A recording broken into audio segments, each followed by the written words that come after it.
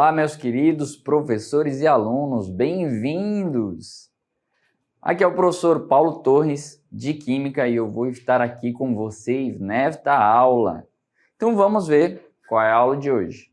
Nós temos a aula 11, Objetos de Conhecimento, Teorias, Modelos Atômicos e Estrutura Atômica dos Átomos. Detalhamento, Modelo Atômico de Rutherford e o Modelo Atômico de Bohr. Então, vamos lá para a nossa aula.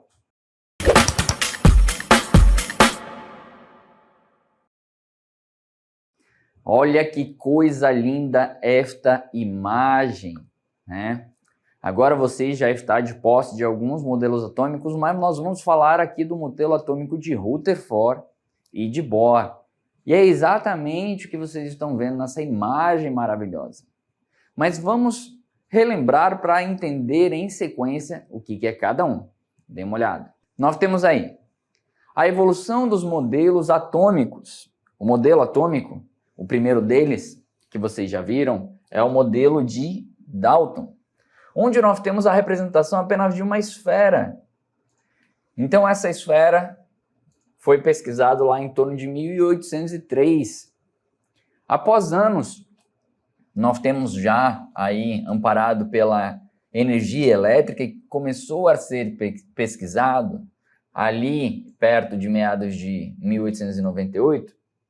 Thomson já fez um experimento e conseguiu descobrir que, apesar dela ser esférica e maciça, o átomo ele tinha partículas negativas e positivas, como vocês conseguem ver aqui. Vou colocar de azul para ficar mais melhor. Vamos lá. Então nós temos aí as partículas negativas incrustadas numa massa positiva. E aí nós temos o modelo de Thomson. Já aqui em meados de 1911 e 1913, note que é muito próximo, nós temos dois modelos atômicos diferentes. Nós temos o modelo de Rutherford e o modelo de Bohr. Uma curiosidade interessante é que Bohr foi aluno de mestrado de Rutherford. Então eles trabalharam juntos, é exatamente por isso que nós temos aqui uma data tão próxima aí em determinados livros. Também vem, em vez de modelo atômico de Bohr, modelo atômico de Rutherford-Bohr, tá? Mas nós vamos esmiuçar aqui cada uma dessas informações, mas é importante você saber que nessa época foi descoberto a radioatividade, tá? Então a radioatividade ela foi descoberta em 1896, só para vocês terem uma ideia, ó, aqui próximo. Então aqui quando Thomson já apresenta o modelo, a radioatividade já tinha ali sido descoberto, né, ali próximo dessa época, pelo cientista francês Henri Becquerel, ao estudar a fosforescência natural das substâncias. E aí é muito importante vocês lembrarem, eu falei aqui na cartela anterior que em 1800 nós temos ali a descoberta da eletricidade, ajudando a ter amparo no modelo atômico. Em 1896 nós temos a radioatividade que ajudou a aprimorar esses conhecimentos. Note a diferença, né? A evolução aí da tecnologia de 1803 para 1898, de 1898 para 1911. Então a tecnologia evoluiu drasticamente. Com a descoberta da radioatividade ajudou a melhorar a teoria do modelo atômico, tá? Então Becquerel trouxe essa informação. E aí só para vocês entenderem mais ou menos como funciona a teoria da radioatividade, eu trouxe aqui um exemplo para vocês. Então nós temos ali um átomo e esse átomo ele vai emitir partículas a partir de uma reação química. Então você consegue ver essa bolinha, ela está entrando em contato com aquele núcleo e aquele núcleo fica instável e ele vai liberar uma radioatividade, tá? Só que essa radioatividade ela pode ser em forma de partículas, que ali a gente tem partícula alfa, partícula beta, né? E também pode ser em forma de ondas, que nós temos aqui o raio X, raios gama, tá? Claro, nós estamos à mercê de ondas diariamente, mas não ondas que vão alterar a nossa estrutura química, então fica tranquilo, tá? Então nós temos onda de rádio, né? Ondas de telefonia, mas nesse caso a radioatividade ela foi importante porque agora eu posso emitir partículas e essas partículas, como todos os objetos têm massa, e você já viu essa informação, como assim todos os objetos têm massa? A minha mão tem massa. Então, se essa partícula que a gente está vendo ali, a partícula alfa, ela for bater na minha mão, ela vai cair. Porque como você consegue ver, ela é parada por um papel. Então, dependendo da partícula ou da onda que você for estudar, ela vai parar em determinado material. Você consegue ver ali que a partícula beta, que está bem aqui, ela já para num corpo. Só que o raio-x ele ultrapassa o corpo, né? Ele já para ali no aço.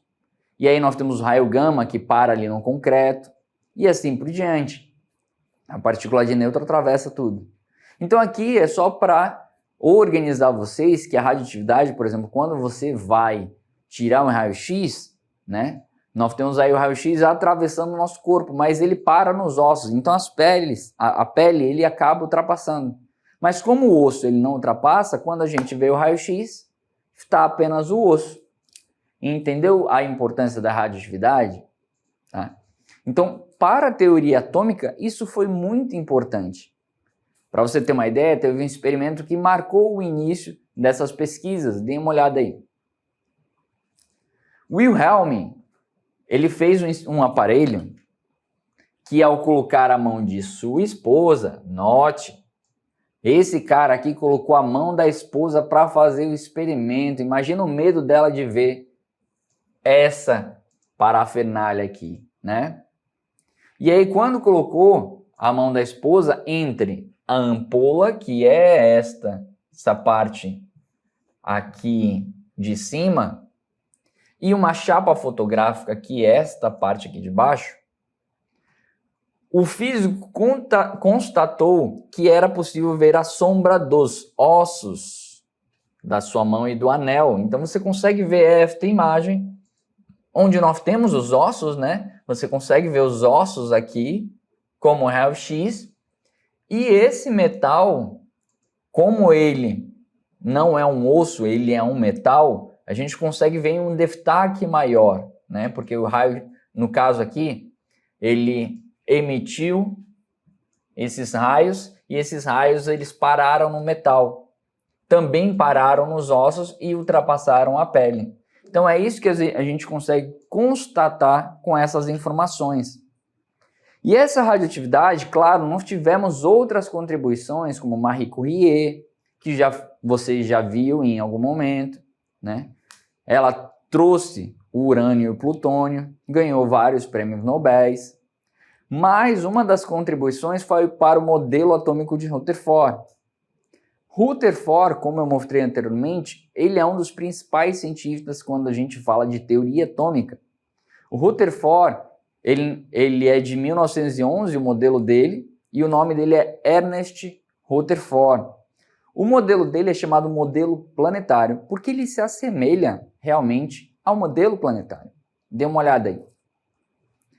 Então nós temos aí, os elétrons giram em torno do núcleo, formado por prótons e nêutrons, de forma semelhante aos planetas que giram em volta do Sol, chamado de modelo de sistema solar. Então, note aqui, quando a gente tinha o modelo de Thomson, nós tínhamos um círculo onde os negativos estavam espalhados e o positivo era uma grande massa, por isso o pudim de passas. Então, a massa do pudim era positiva e os elétrons estavam espalhados.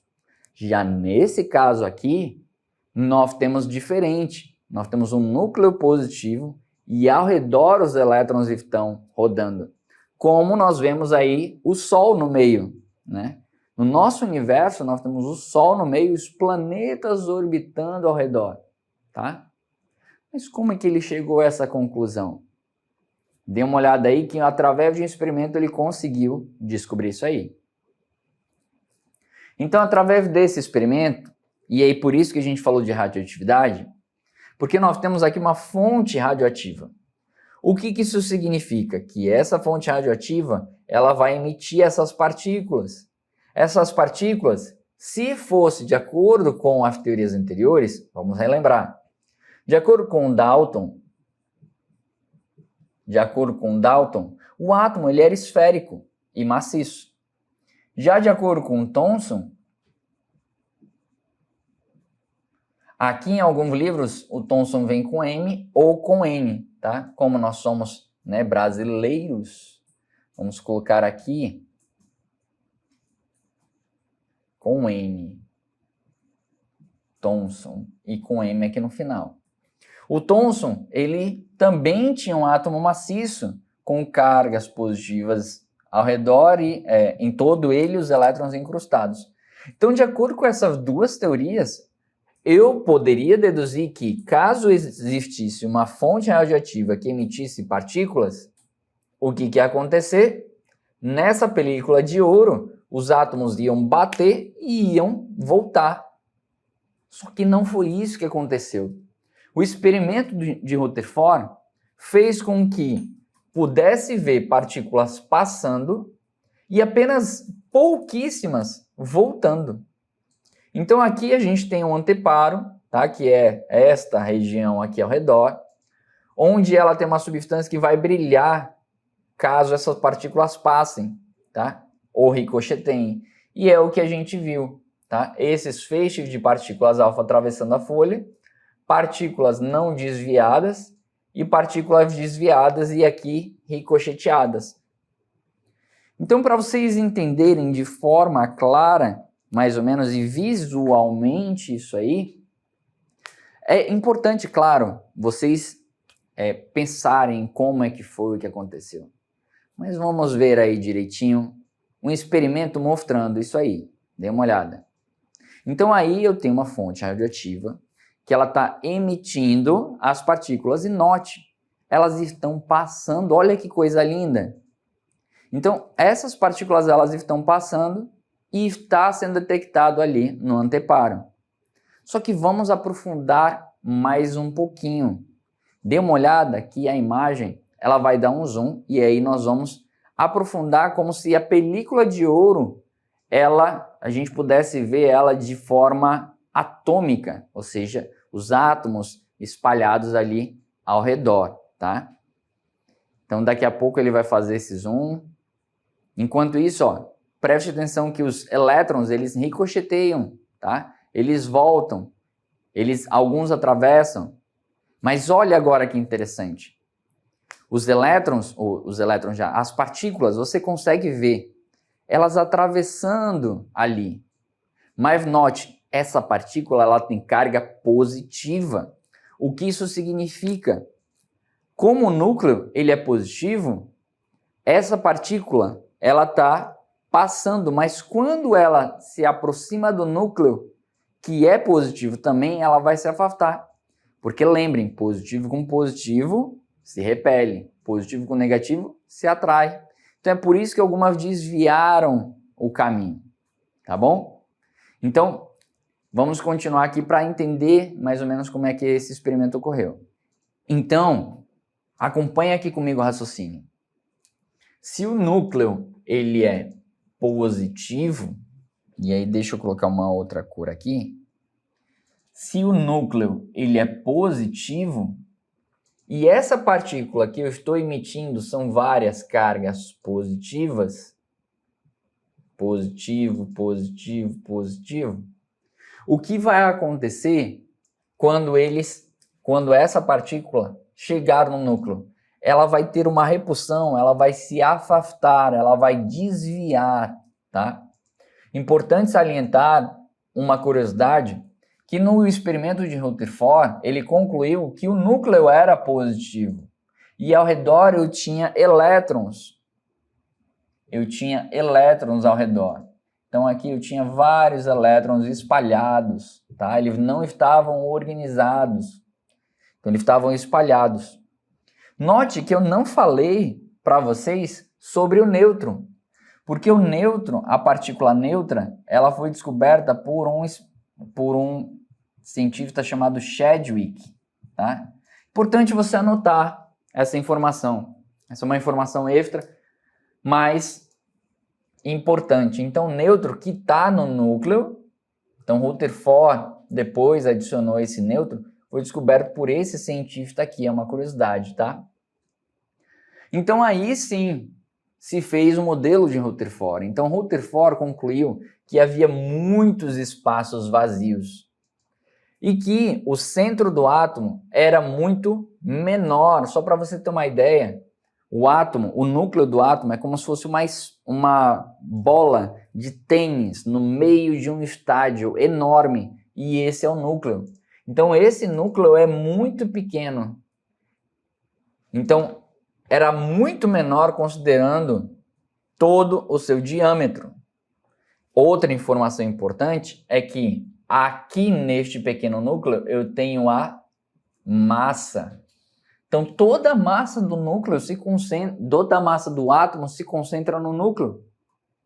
Então quer dizer, professor, que esses elétrons eles estão só atraídos para o núcleo? Exatamente, eles estão apenas atraídos para o núcleo, por isso que o peso deles é muito pequeno. Então o núcleo é onde está a massa. Por isso que ele organizou o modelo com as seguintes características. Nós temos imensos espaços vazios, que é onde as partículas passaram aqui, como você consegue ver. Nós temos elétrons dispersos na eletrosfera, ou seja, eles estão espalhados, eles não estão organizados. E ele tem um núcleo denso e positivo, ou seja, com muita massa, e ele é positivo. Então, todas essas informações foram importantes para o modelo atômico de Rutherford. Modelo planetário, não esqueça disso. Mas vamos agora se aprofundar no próximo cientista, em Bohr. Niels Henrik David Bohr, 1885-1962, foi um físico dinamarquês cujos trabalhos contribuíram decisivamente para a compreensão da estrutura atômica e da física quântica. Bohr foi laureado com o Nobel de Física em 1922, em reconhecimento aos seus serviços na investigação da estrutura de átomos e da radiação emanada por eles. Bohr acreditava que o modelo proposto por Rutherford apresentava um problema de acordo com a física clássica, pois os elétrons, girando ao redor do núcleo em dado momento, perderiam energia e acabariam colidindo com o núcleo. Desta forma, utilizando-se do trabalho de Rutherford e de outros cientistas como Max Planck e Albert Einstein, propôs o modelo atômico para o átomo de hidrogênio, apresentando postulados para explicar a instabilidade do modelo de Rutherford, sendo eles: o elétron gira ao redor do núcleo em órbitas, níveis de energia, circulares de raios definidos, denominadas órbitas estacionárias. Cada órbita estacionária possui um valor determinado de energia, quantizada. Nessas órbitas, o elétron pode se mover sem perder ou ganhar energia. O elétron pode passar de uma órbita estacionária para outra, mediante absorção ou emissão de uma quantidade de energia. A quantidade de energia absorvida ou emitida, sempre na forma de fótons, é sempre igual à diferença de energia envolvida na transição, salto quântico ou eletrônico. Desta forma, podemos interpretar o seguinte: o salto eletrônico para uma órbita de maior energia ocorre quando o elétron absorve fótons, e nessa situação dizemos que o elétron está em um estado excitado. Quando o elétron retorna para uma órbita de menor energia, há emissão de fótons, luz. Isso explicaria satisfatoriamente, por exemplo, os fogos de artifício e o teste da chama, onde a cor de cada elemento está relacionada a esses saltos quânticos. Legal, né? É importante lembrar que Bohr foi aluno de Rutherford. Então eles trabalharam ali juntos. Você viu aquela imagem onde tinha Rutherford, tinha Bohr, tinha, né, Einstein ali também junto. É uma imagem muito interessante, inclusive aconselho você a pesquisar, mostra vários cientistas importantes também pela bomba atômica, então fica aí a dica. Então o modelo atômico de Bohr, desenvolvido pelo físico dinamarquês o Niels Bohr, como vocês viram no vídeo, e apresentado em 1913, marca a primeira vez que o modelo atômico foi construído a partir de pressupostos quânticos, que aí é o que a gente fala sobre os modelos atômicos baseados na radioatividade, que esse estudo serviu para estudos quânticos, ou seja, o que tinha ali dentro do átomo, tá? Então, aqui é uma ciência muito teórica, exatamente para trazer algumas informações para vocês. Então, dê uma olhada em alguns dos postulados que Bohr trouxe para contribuir para o modelo atômico. Então, nós temos aí os postulados da teoria atômica de Bohr foram dois. Porque o que acontece? Na teoria de Rutherford, lembra que eu falei que nós temos o núcleo, né, positivo, e ao redor eu tinha os elétrons aqui. Esses elétrons eles estavam dispersos. Só que o que acontece? Se eles estavam dispersos e o negativo atrai o positivo, esse elétron poderia cair aqui. E a pergunta de Rutherford foi, de Bohr, foi: por que, professor? Por que não cai no núcleo? Né? Por que ele está ali e fica orbitando e rodando várias e várias vezes? Então aqui nós temos o Rutherford, né? Rutherford. Já o Bohr, o que ele conseguiu descobrir agora com a energia quantizada?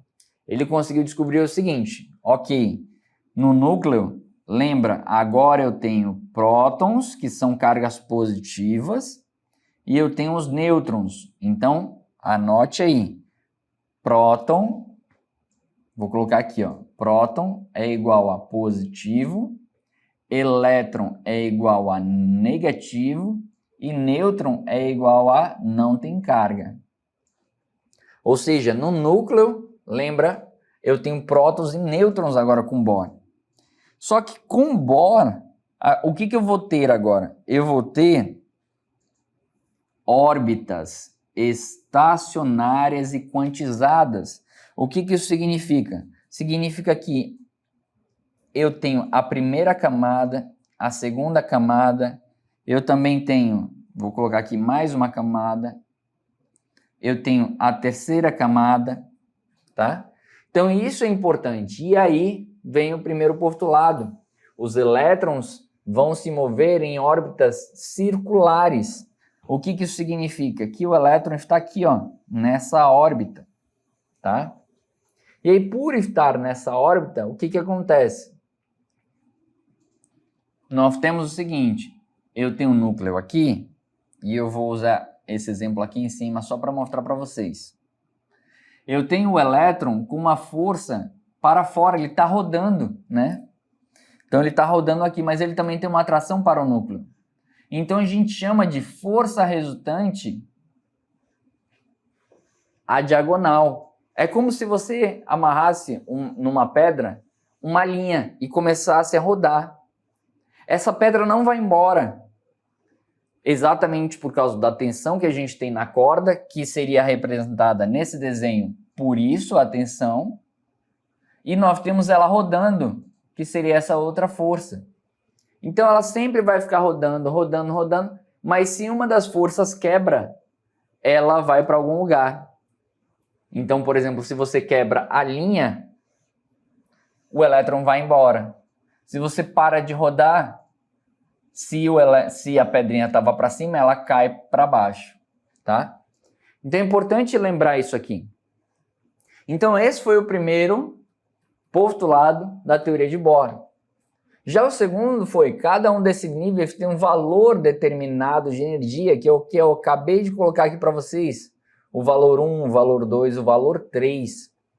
E como vocês viram no vídeo, baseado nisso, quando eu dou para um elétron energia, seja ele na forma de luz, de eletricidade, tá? Seja térmico, qualquer tipo de energia, esse elétron ele vai fazer um salto para uma camada mais externa. Deixa eu colocar de vermelho. Ele vai fazer um salto para uma camada mais externa. E quando ele retorna este elétron, nós temos essa energia que foi absorvida, ela vai ser liberada em forma de luz. É por isso que nós temos a luz em casa. Então, dentro desses tubos que você deve ter em casa, das lâmpadas, nós temos ar que, quando passa energia elétrica, excita os elétrons e eles pulam para uma camada mais externa, que é o que você está vendo aqui. Quando eles retornam, eles liberam essa energia em forma de luz. Então, se você pegar uma câmera de slow motion e colocar filmando, né, qualquer lâmpada, você vai ver ela piscar. Quando ela está piscando ali, você consegue entender que os elétrons estão pulando e estão voltando, pulando e estão voltando, pulando e estão voltando, tá? Só que isso é muito rápido. E por último, um postulado é que não é permitido os elétrons que eles estejam entre dois níveis. Então não é permitido o elétron estar, por exemplo, aqui. Eu não tenho um número quântico meio para o elétron. Ele não vai estar entre um e outro, tá? Então não é permitido, ou ele está no número 1, ou ele está no número 2, ou ele está no número 3. Por critério de curiosidade aqui, nós temos, hoje você vai ver em conteúdos posteriores, nós temos o 4, nós temos o 5, nós temos o 6, nós temos o 7 e nós temos o 8, tá? Em algumas provas já está solicitando o 8, em outras só até o 7. E esses números também são chamados de letras. Aqui nós temos o 1 representado pela letra K, o 2 pelo L, o 3 pelo M, N, O, P, Q, R, tá? Então, claro, esse K que a gente inicia, ele foi em homenagem a um cientista chamado Kelvin, tá? Que nós temos o grau Celsius e o grau Kelvin. Caso você já tenha visto em algum lugar, são essas as temperaturas que nós podemos ter. Mas é importante dizer o seguinte, tem um experimento que mostra tudo isso. É um experimento chamado teste da chama. Dê uma olhada aqui. Lembra que eu falei que quando a gente aquece um átomo, esse átomo pode receber a energia e excitar os elétrons e ele pular para uma camada mais externa? Pois é, isso acontece nos fogos de artifício. Mas eu posso fazer isso em um laboratório. Existe um equipamento chamado bico de Bunsen, que o que eu faço com ele? Ele é tipo uma lamparina, tá? Onde ele pega fogo, só que ele pega fogo assim, ó, concentrado, tá vendo essa chama? Na verdade, essa chama, ela seria toda azul, tá? E aí o que acontece? Ele pegou o cloreto de césio e colocou aqui esse sal. Esse metal, que é o césio, ele foi aquecido, os elétrons pularam para uma camada mais externa, quando retornaram, liberaram essa cor que nós temos aqui. Ah, professor, então a cor do césio é essa? Exatamente, a mesma coisa do potássio, que é o violeta ali, nós temos o rubídio, que é um pouco mais azulado com roxo, nós temos o cobre, que é verde, nós temos o titânio ali, o bário, o sódio, o cálcio, o estrôncio e o lítio lá na ponta. Então, caso você veja fogos de artifício com essas cores no céu, é exatamente esses elementos. A luz branca que nós vemos no céu é o magnésio, para você ter uma ideia. Se você queima magnésio, você teria a luz branca. Então, claro, eu não vou conseguir fazer isso num fogão em casa, tá? É mais difícil porque eu preciso chegar a uma temperatura alta. Mas aqui é importante vocês entenderem isso. Então, as lâmpadas que nós tínhamos na rua, amarela, né? É a lâmpada de sódio, por isso que ela é amarela, tá bom? Então, eu espero que tenham entendido tudo aqui da nossa aula de hoje e fique com Deus. Até a próxima.